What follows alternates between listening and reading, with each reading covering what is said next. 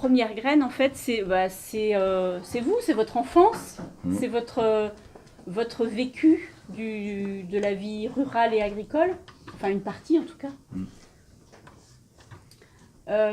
Et à un moment, vous expliquez que vous auriez pu être agriculteur, en fait. Alors, cette enfance rurale, en fait, c'est une enfance plutôt heureuse, telle qu'on... Ah oui, oui. Oui, franchement, moi, je regrette. Enfin, voilà, Ah voilà, ça marche. c'est pour ma grosse voix que ça va... Ah non, moi, j'ai eu une enfance dans le monde rural tel que vous pouviez, et vous, pour certains, l'ont connu. Hein. Oui. C'était un monde rural avec des bordages, comme on disait, du bocage, des petits tracteurs, quelquefois encore des chevaux, je me rappelle dans les monts d'Arrée en particulier.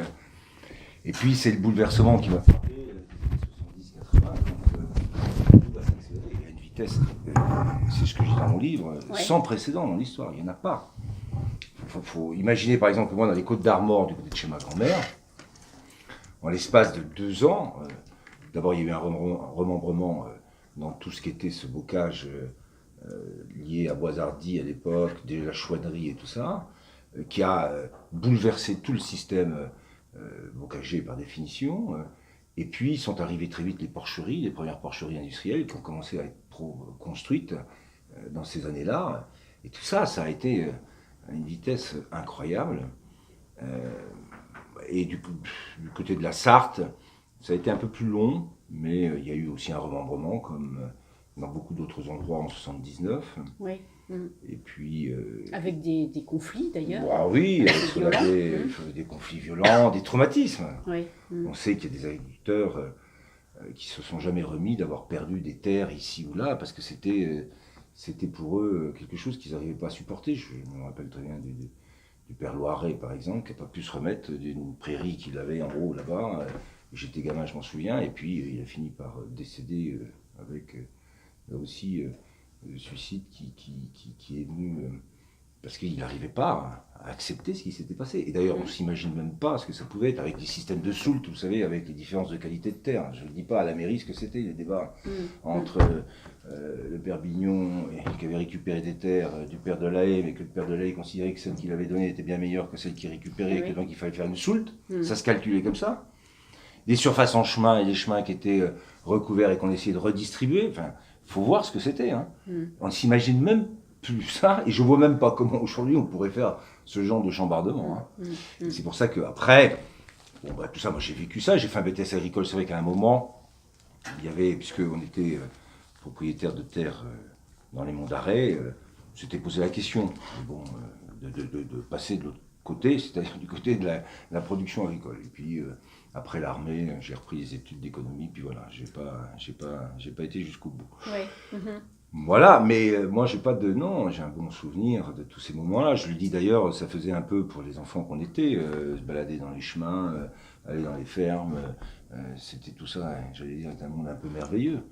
Et il y avait quelque chose qui n'était pas dit, hein, c'est que tout le monde s'en allait aussi quand même en même temps. Oui, voilà. Tout à fait. Et donc c'est bien que ce monde merveilleux, que beaucoup d'ailleurs mythifient. Oui. C'est ça qui me frappe, que cette espèce d'idée qu'il y avait un monde idéal, des petits paysans partout, que là, dans ce monde-là, bien sûr, le bien-être animal était respecté. Moi, je peux vous le dire, hein.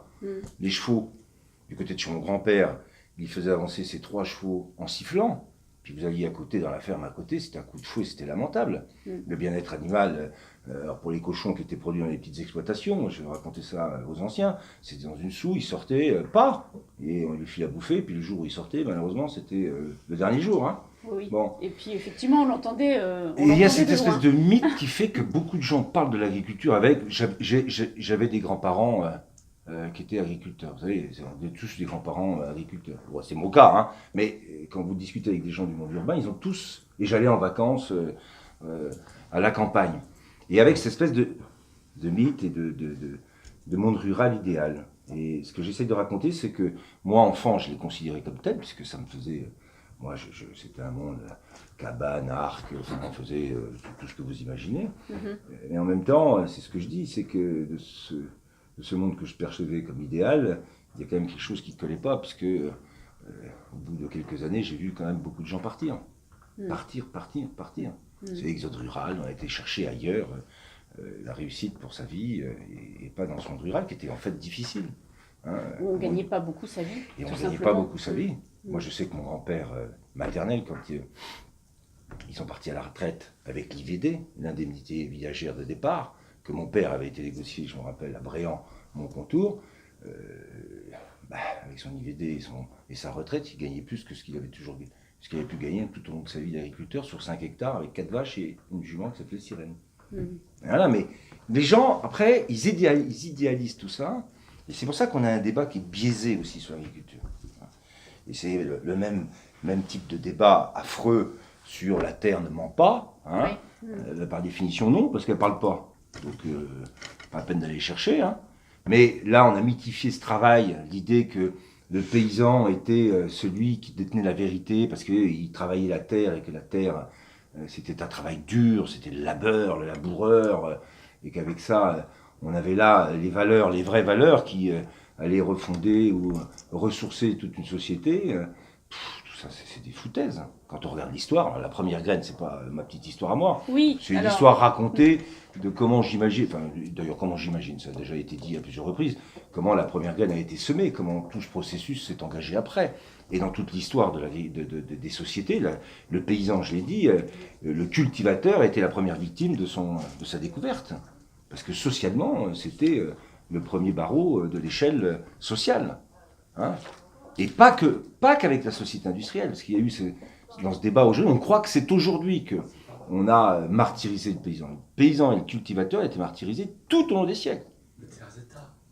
Oui, quand dans le tiers-état, tu avais les bourgeois, mais les paysans n'étaient pas toujours les mieux placés pour pouvoir se... Et même si c'était la corvée, c'était eux. Hein, bon, moi, c'est ça qui, dans la première partie, ça qui m'a intéressé. En fait, vous êtes très intéressé par toute cette histoire de l'agriculture depuis son origine. Et pour essayer, modestement, parce que c'est pas assez long, puis j'aurais dû travailler encore plus historiquement pour chercher. Déjà, ça m'a pris 1 an ou 1 an et demi pour arriver à écrire ça. Je ne suis pas quelqu'un qui écrit facilement, donc ça m'a demandé du travail, donc j'ai cherché à réduire tout ça au maximum. Mais dans cette histoire de l'agriculture, ce que je veux surtout essayer de faire comprendre, c'est ça, c'est que quand on débat d'agriculture, sur l'agriculture, il faut arrêter les poncifs et les idées reçues.